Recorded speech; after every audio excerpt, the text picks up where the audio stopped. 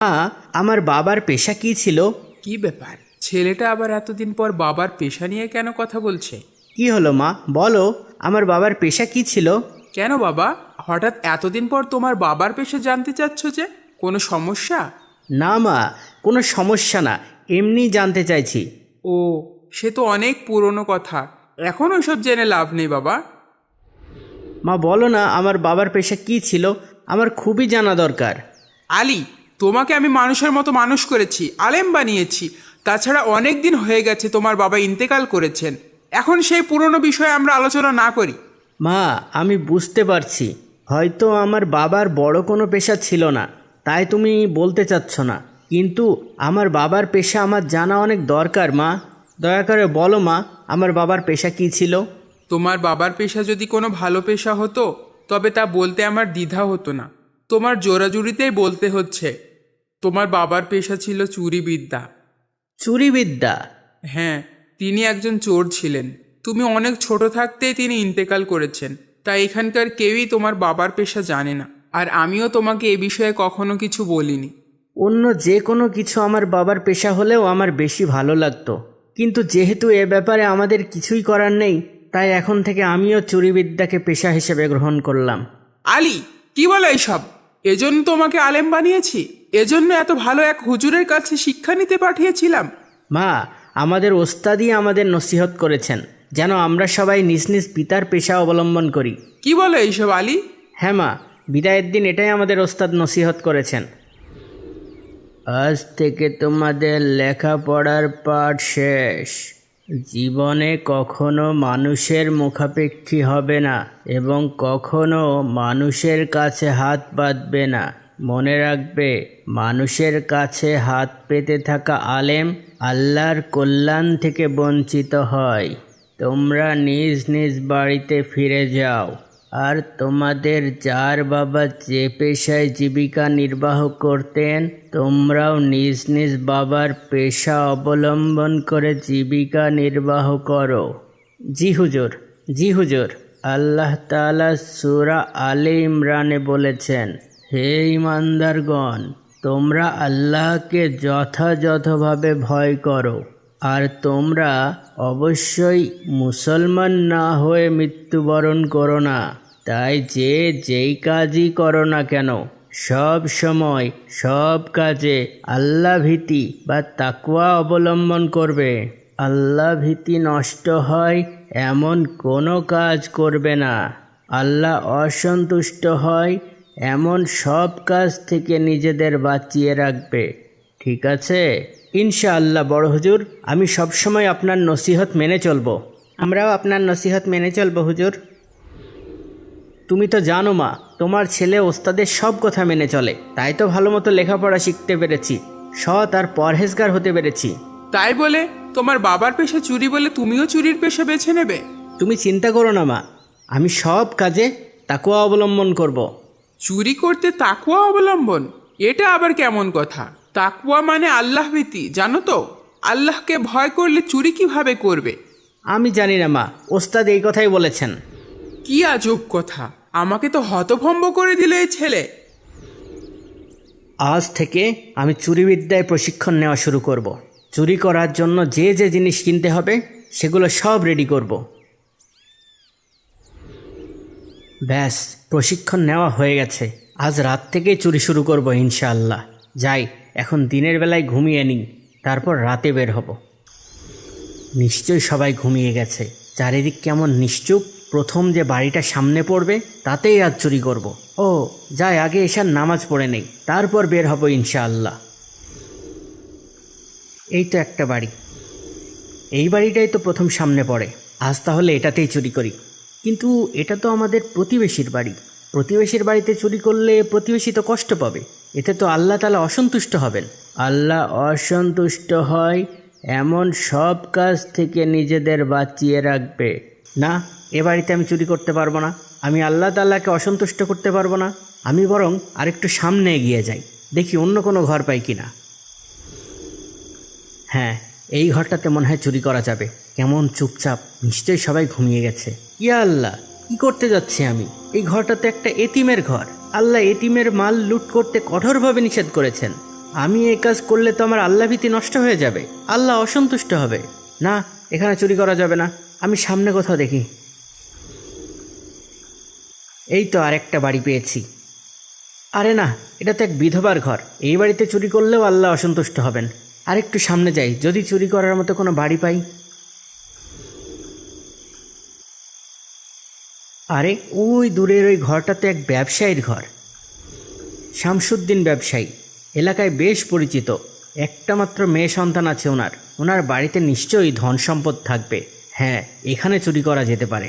ব্যাগে চুরির উপকরণও রেডি আছে, ঢুকতে অসুবিধা হবে না। যাই। আরে বাড়ির ভিতর তো দেখি বেশ কয়েকটি ঘর। ধন সম্পদ কোন ঘরে আছে বুঝবো কিভাবে?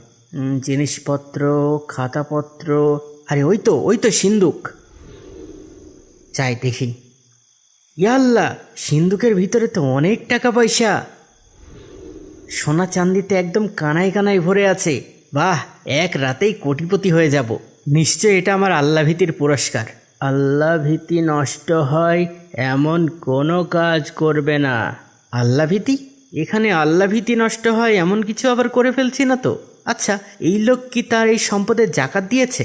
এটা কিভাবে বুঝবো? আর এই তো পাশেই তো খাতাপত্র রাখা আছে দেখছি, আমি একটু হিসাবটা মিলিয়ে দেখি। ছাত্র হিসেবে তো আমি খারাপ ছিলাম না। না, এই ব্যক্তি তো কখনো জাকাত দেয়নি। এই যে জাকাতের মালসহ এই সম্পদ চুরি করলে তো আমার আল্লাহ ভীতি নষ্ট হয়ে যাবে। আমি বরং জাকাতের হিসাবটা আলাদা করে সেই সম্পদটা আলাদা করে রাখি, তারপরে বাকি সম্পদটা চুরি করে নিয়ে যাব। তারপর সে জাকাতের হিসাব বের করে সম্পদ আলাদা করে রাখে। আলহামদুলিল্লাহ, অবশেষে জাকাতের হিসাব অনুযায়ী মাল আলাদা করা হয়েছে। ইয়া আল্লাহ, এদিকে যে ফজরের সালাতের সময় হয়ে গেছে, একটু পরেই তো ওয়াক্ত পার হয়ে যাবে। আগে নামাজ, পরে চুরি, নয়তো আল্লাহ অসন্তুষ্ট হয়ে যাবে। ওই তো উঠানে টিউবওয়েল আছে, যাই অজু করে নামাজ পড়ে নিই। আল্লাহু আকবার, আল্লাহু আকবার, আল্লাহু আকবার, আল্লাহু আকবার। এই কে কে? কি হলো কি হলো? শুনতে পাচ্ছ না? এত রাতে ইকামত দিচ্ছে কি আমাদের ঘরে? আশহাদু আল্লা ইলাহা কোনো জিন এলো নাকি? দাঁড়াও দেখি তো। আশহাদু আল্লা ইলাহা ইল্লাল্লাহ। আরে এ তো এক তরুণ ছেলে, এত ভোরে আমার ঘরে ইকামত দিচ্ছে কেন? ইয়া আল্লাহ, সিন্দুক খোলা কেন? চোর নয় তো? আমি তো কিছুই বুঝতে পারছি না। চোর হলে চুরি করে চলে যাবে, ইকামত দিয়ে আবার নামাজে দাঁড়াবে নাকি? তাও তো চিন্তার বিষয়। তুমি দাঁড়াও, আমি গিয়ে জিজ্ঞাসা করি কি ব্যাপার। এই ছেলে, কে তুমি? আর এত রাতে আমার বাড়িতে কি করছো? আগে সালাত, তারপরে কথা। মানে আমি তো কিছুই বুঝতে পারছি না। চাচা, ওয়াক্ত পার হয়ে যাচ্ছে, আপনি তাড়াতাড়ি অজু করে আসেন, নামাজের পর কথা বলবো। আচ্ছা দাঁড়াও, অজু করে এসেছি, নামাজ শুরু করো। চাচা, আপনি ইমামতি করুন। না না, তুমি ইমামতি করো। না চাচা, এই ঘরের মালিক আপনি, তাই এখানে আপনি ইমামতি করার বেশি হকদার। এই ছেলের মতলব কি বুঝতে তো পারছি না। এদিকে সিন্দুক খোলা, আমাকে আবার হত্যা করে সম্পদ নিয়ে যাওয়ার পরিকল্পনা করছে না তো? যাই হোক, আল্লাহর উপরে ভরসা করে নামাজ পড়ে নি। আচ্ছা ঠিক আছে, আমি ইমামতি করছি। আল্লাহু আকবার। এখন বলো, কে তুমি? কি উদ্দেশ্যে এখানে এসেছো? আর আমার সিন্দুক খুলে সম্পদ ছিটিয়ে রেখেছো কেন? চাচা, আমি একজন চোর, আমি আপনার এখানে চুরি করতে এসেছি। চোর? চুরি করতে এসেছো, তারপর এখানে আবার নামাজ পড়ছো? হ্যাঁ, কিন্তু তার আগে আপনি বলেন, আপনি জাকাত আদায় করেন না কেন? কি? আমি আপনার খাতাপত্রে সব দেখেছি, আপনি গত 6 বছর ধরে জাকাত দেন না। এটা আল্লাহর হক, এটা ফরজ। হ্যাঁ? যাই হোক, আমি হিসাব করে দিয়েছি, আর এই যে এখানে জাকাতের মাল আলাদা করে রেখেছি, আপনি হকদারদের কাছে এগুলো পৌঁছে দিবেন। আজব, তুমি কি পাগল? এসব কি করেছো তুমি? না চাচা, আমি পাগল না, আমি সম্পূর্ণ সুস্থ সবল আল্লাভীরু একজন ব্যক্তি। তাহলে তুমি চুরি করছো কেন? কারণ আমার উস্তাদজি নছিহত করে বলেছেন আমি যেন আমার বাবার পেশায় জীবিকা নির্বাহ করি, আর আমার বাবা ছিলেন একজন চোর। তোমার কথা তো কিছুই বুঝতে পারছি না, একটু খুলে বলো তো। এই হলো পুরো ঘটনা। আমার ওস্তাদজির নসিহত মেনে আমার বাবার পেশা চুরিবিদ্যাকেই আমি পেশা হিসাবে বেছে নিয়েছি। মিথ্যা বললে আল্লাভীতি নষ্ট হয়, তাই আপনাকে আমি সব সত্য কথা বলেছি চাচা।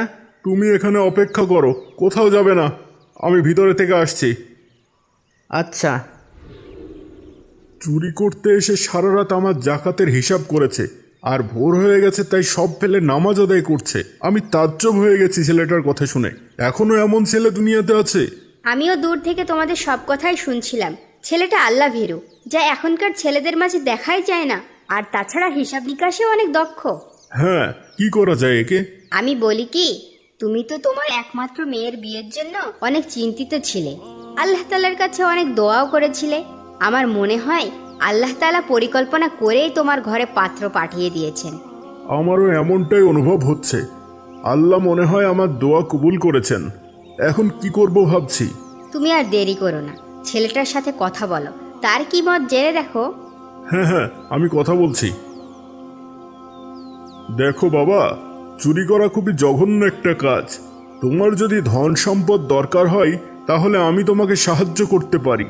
তাছাড়া তুমি যদি চাও তবে তোমাকে আমার সম্পদের একজন অংশীদারও বানিয়ে নিতে পারি। সেটা কিভাবে? আমার একটা মেয়ে আছে, আয়েশা তার নাম। আমি তোমার সাথে তার বিয়ে দিতে চাই। এরপর আমি তোমাকে আমার সম্পদের প্রধান ক্যাশিয়ারও নিয়োগ করতে রাজি আছি। তাছাড়া তোমাকে থাকার জন্য বাড়ি আর যতটুকু প্রয়োজন টাকা পয়সাও আমি দেব। তোমার কি মত? আমি তো আমার মায়ের সাথে আলাপ না করে এ ব্যাপারে কোনো মতামত দিতে পারবো না চাচা। ঠিক আছে, তুমি তোমার মায়ের সাথে আলাপ করো এ ব্যাপারে, তারপর আমাকে তোমার মতামত জানিও। আচ্ছা ঠিক আছে চাচা, আপনি জাকাতের অংশটা অবশ্যই তার হকদারদের কাছে পৌঁছে দিয়েন। আসসালামু আলাইকুম। ওয়ালাইকুম আসসালাম।